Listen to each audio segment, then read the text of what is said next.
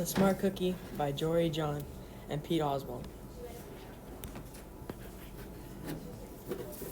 Greetings, I'm a cookie. I live in a bakery on a street corner near a river.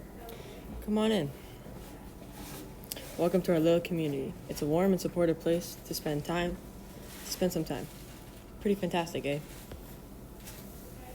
These days, life is sweet, but my journey wasn't always a cakewalk. When I was younger, I couldn't have imagined fitting in here. For a long time, I didn't feel comfortable speaking up or sharing my ideas. I didn't feel like a smart cookie.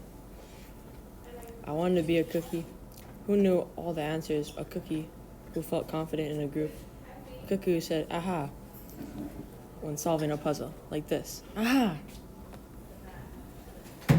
Looking back, I had some trouble in my early days. I went to school in a gingerbread house. Our teacher, Mrs. Biscotti, was kind and patient. When I arrived each morning, she waved at me and smiled. But I didn't get the best grades, and I never raised my hand because I couldn't think of the answers as fast as the others. And I was last to finish most times. It wasn't because I didn't care, and it wasn't because I didn't try. Sometimes I'd get distracted and mess up, even though I knew the material. Those were the most frustrating moments of all. Once I misspelled the word dough, that was rough. Another time, I added when I meant to subtract. Occasionally, we'd have a lesson where I had absolutely no idea what was happening. I just couldn't keep up. I imagined that my desk was a raft and that I was completely lost at sea because that's what it felt like. At night, I slept in a cookie jar and had about 6 dozen roommates. Move, you move, no, you move, no, you move, no, you move. I'd stay awake and stare out the window and worry. And I went this way day after day and after day. But then something happened that changed everything. It all started with a homework assignment. Miss Biscotti requested our attention one afternoon. Tonight, I would like you to create something completely original, she announced. It can be anything you want. Please bring it to class tomorrow. That was it. There was no further instructions. Miss Biscotti winked at me as I gathered my belongings. I felt like I had a million butterflies in my stomach. Create anything? Something original? Due tomorrow? When I got home, I immediately went to work. At first, I tried a cooking project. The results were half-baked. Next time, I tried to hammer and nail something into it, splintered immediately. Then I tried making a sculpture. It was a complete bust. I wondered if I was about to fail yet another assignment. I was stuck. I stared out the window and watched the rain hit the river. There was something mesmerizing about the water, how it moved in such a chaotic way, swirling around and around, yet ultimately figuring out exactly where it needed to go. Suddenly, I had an idea. I decided to write something original. A poem. Aha! I came up with a title, based on how I'd been feeling. My crumbly days.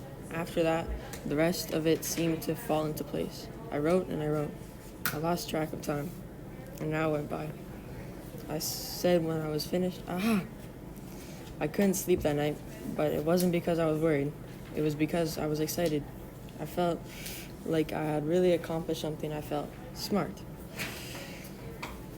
The following day, Miss Biscotti asked for volunteers to share what we created. One kid showed off his original frosting art. Another kid revealed her sprinkling distribution machine.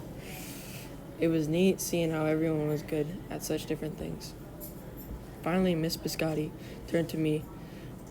Would you like to share anything? She asked. I gulped. I thought I would probably crumble under the pressure, but I made my way to the front of the class, and I noticed my hands were shaking. My mouth went dry. This poem is called My Crumbly Days, I said, my voice cracking, and then I read it aloud. As I spoke, I noticed some kids nodding at certain lines. Other kids laughed at parts that were supposed to be funny. As I built toward the final, I felt myself becoming more confident and animated. And in the end, everybody clapped and cheered. I promise you this, I'll never ever forget. Miss Biscotti was beaming. No one but you could have written that poem, she said. It was completely original. Aha, I had done it. I'd created something and shared it with the world. Well, my world at least. The rest of the day was a blur. By recess, I was planning my next poem. I would call it My Sweet Morning. Aha! I thought when I came up with the title. Later that afternoon, Miss Biscotti handed me a note.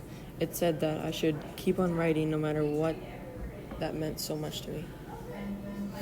School was a bit different after that. I wasn't so scared to raise my hand or ask a question Buzz the office? Mr. Sculthorpe, please buzz the office. or share my work. Sure, some things still don't come as easily for me as they do for others. But now I know that you can be smart in many different ways. You don't have to answer every question or suddenly be great at everything all at once. You just need a chance to try all kinds of things to find out what you like to do. As for me, I learned that I can write and I think up great ideas, and I've found plenty of other things I'm good at too. I no longer feel lost at sea. It's more like floating down a river, and the best part is there's always more to learn because we're all smart cookies.